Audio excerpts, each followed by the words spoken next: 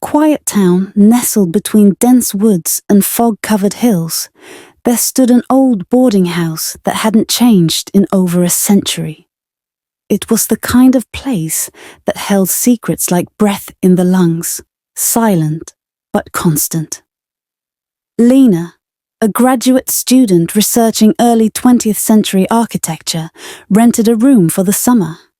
The landlady, Mrs. Adele, was a gaunt woman with translucent skin and eyes that never quite looked directly at you.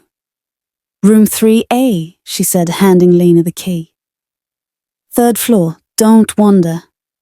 Lena found the room charming in a crumbling sort of way.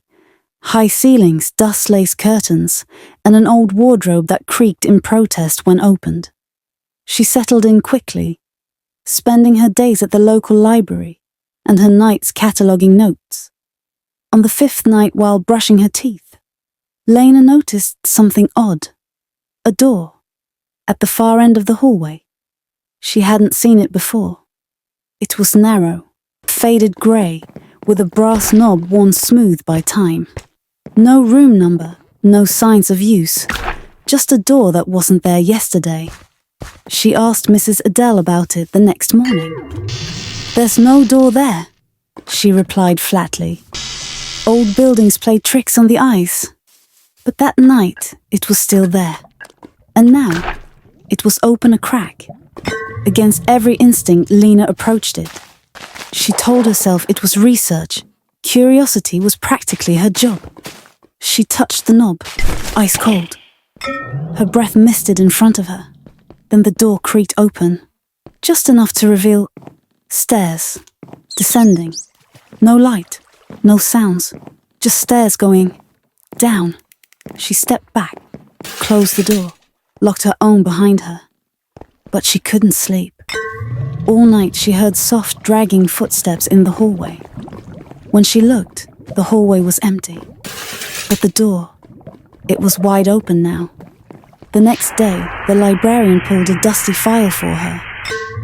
Old tenants' records from the boarding house. Room 3A had a long history.